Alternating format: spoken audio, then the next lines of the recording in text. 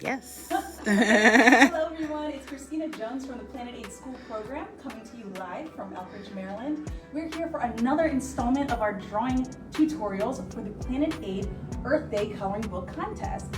Just to remind you, April 22nd is Earth Day, which is like Christmas here at Planet Aid. And we are running a contest to celebrate Earth Day. It is the first eco challenge of the Planet Aid Scholars Club. And the winners are going to, well, every participant will have their name put in a raffle for a menu of eco-friendly prizes. The winner will have their art on the cover of our downloadable coloring book, and they will win a 1-year print subscription to National Geographic Kids magazine.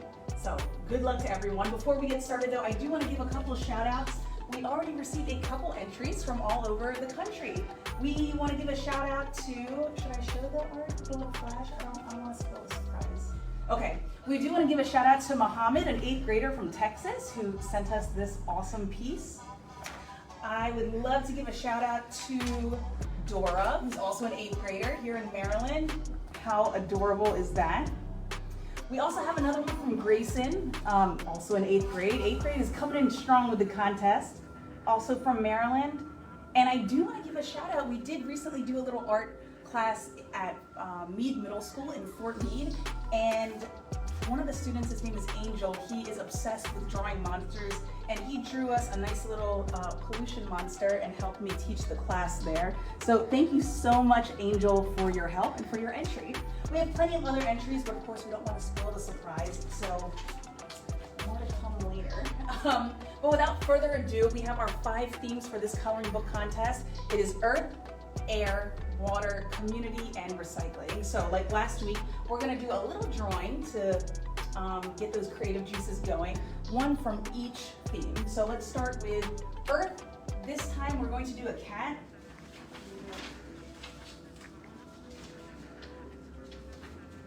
Uh-oh, here it is. All right, kitty cat, ready? You're going to start with a kind of circle, like an oval or flat circle. And of course, a cat, pointy ears. Let's do nice 2 tall, pointy ears. Then we're going to give him a nice thin body with some little paws at the end.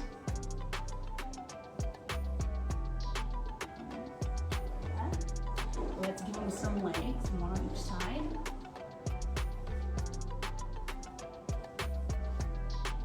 Kind of reminds me like of a frog, which I don't know if that's okay, but we're gonna go with it. Let's give him a tail. And then for the most important part, in my opinion, we're going to give him a face. Let's give him 2 big wide eyes like this. For the pupil, we're going to do more of like an oval inside. This is a different type of eye than what I was teaching you guys last week.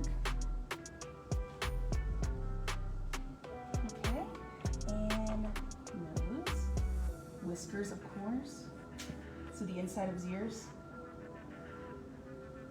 And we have our little cat. Should he have a mouth? That's up to you, but let's do that. Ta-da, cat. All right, then for air, this one might be controversial, but we're gonna do a chicken because chickens have wings, and although they're not in the air very often, they're sometimes in the air briefly. I've been drawing this chicken since like middle school, that's why I wanted to do the chicken. But for my chicken, I like to start him with a little beak, which is like a sideways triangle with a rounded end. So, but it's like and then we'll give him a head going around. And we're gonna stick the eyes from last week, just 2 dot eyes to make him adorable. For the body, let's do like kind of a banana, like a flared banana type deal here. And then we'll do it again over here. He's gonna be a fat chicken, so we'll give him a nice big round breast, like that. And then chickens have these, well, my chicken has a feathery tail that goes out like that. So give them sort of these like 3 wiggly lines that go up. 1, 2, 3.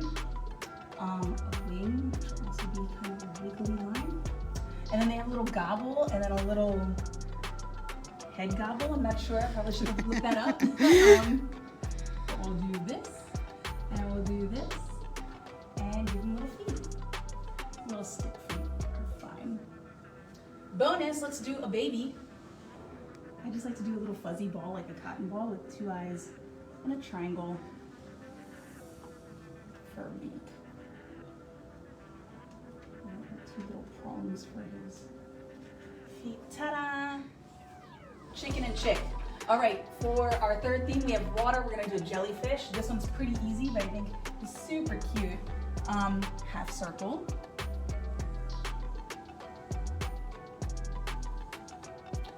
Two big eyes, sort of like our cat. But because jellyfish don't have too much going on, I like to make their eyes really, really big. Another 2 big circles. And another teeny tiny circle in the corner. And let's color in this pupil black. Speaking of black, make sure that these drawings are black and white, because again, you guys are creating coloring pages that other students of all ages will color. So when we scan it, we want it to be black ink on white paper. It's really important. All right, now time for his tentacles. Unlike octopuses, octopi, I think jellyfish don't really have a set number of legs, so we're just gonna do random. Just however many you can fit, but squiggle.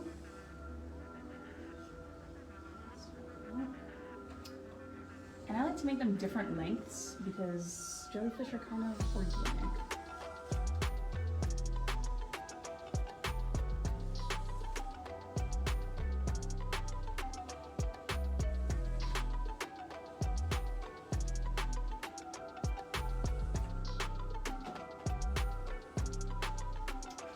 Ta-da! Isn't he cute?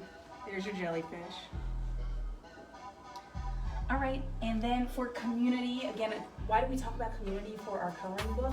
It's because for Earth Day, it's about the community coming together and doing things that are going to better Earth, whether it's actually doing something like picking up trash or starting a community garden or just mobilizing your friends and family, or even just talking about it, educating people about it, like what we do here at Planet Aid.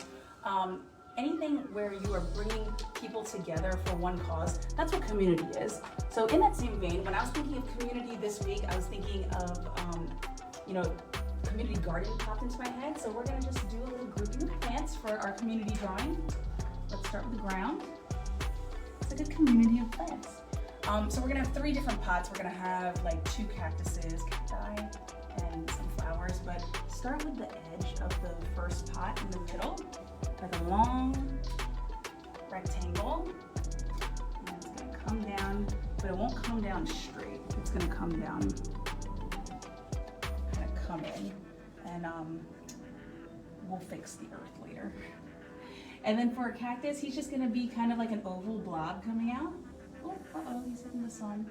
And 2 little other oval blobs.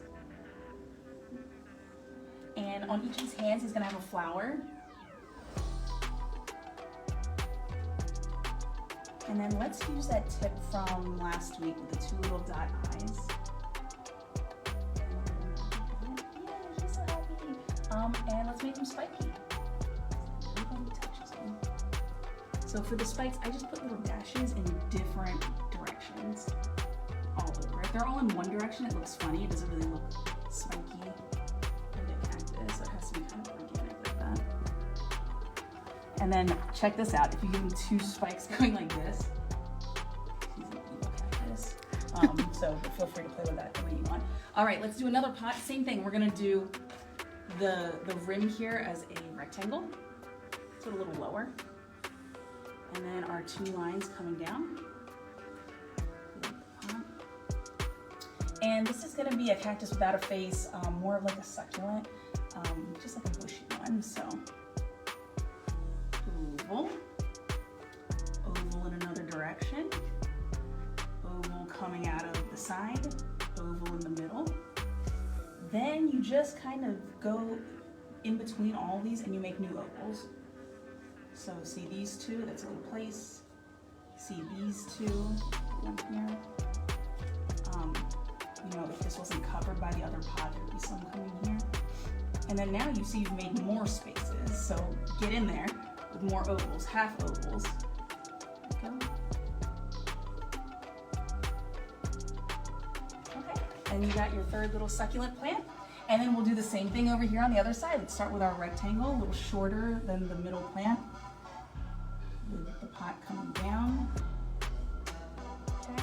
And then this one, we're just gonna keep it simple. We'll do little flowers. So let's do a little grouping of 3 flowers and they can have cute little faces.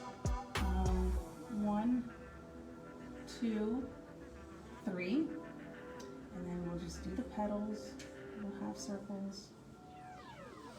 Around.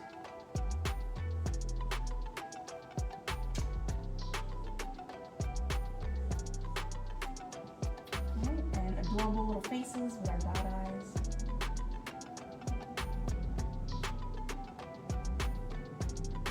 And little wavy stems. Alright, and now you have a community of plants with their evil cactus there. Alright, and then finally we're going to do another one for recycling. As you know, Planet Aid, we recycle clothing. We send clothing, or we take clothing that can be used again and we give it a new life by sending it to those who need it. So we are going to do this time, last week was a hoodie, this time we're going to do a collared shirt. Can we fit, do you think we can fit them here? Mm-hmm. Let's give it a go. Or under the cat. Why don't we go under the cat? All right, just like with our hoodie, we're going to start with a torso.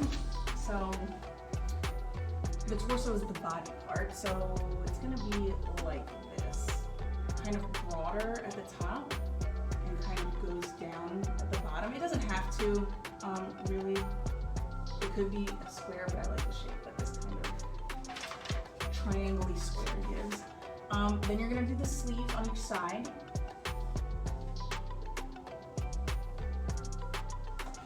Then you're going to do up here, this is going to be the collar, kind of a wide triangle. So like this. Like that. Now this is why it's important to do it with pencil. When you do your art, it's a really good idea to do it with pencil and then to trace it with a black marker and then erase anything that's left behind. But we'll just use our finger. And then you're going to do a smaller triangle inside, and that's going to be your collar. Okay. Then we'll have the line coming down. That's where you button up the shirt. Do our little buttons. And if you want, you can do a pocket. Ta-da, collared shirt, sort of. Actually, definitely be confident in your art. It's definitely a collared shirt. So yeah, that's our tutorial for this week. Please tune in next week at 10 o'clock. Every Wednesday at 10 o'clock until the end of the contest. The contest ends April 30th, so when you have an entry, be sure to give it to your teacher, and your teacher can scan it and email it to me at cjones@planetaid.org. Be sure on a separate piece of paper or in the body of the email to put the student's name, first and last, grade, and then what school you're from, and state if you want to. That's so that we can find you and give you credit if you make it into the coloring book, the official coloring book. Again, if you turn in an entry and it doesn't make it as one of the chosen pieces for the coloring book, that's okay. You still get a raffle ticket for participating and you have a chance to win some prizes. And I think, if I'm not missing anything, Monica, am I missing anything? Good. And we are good. If you have any requests, give me an email or comment on this video, and I will see you next week.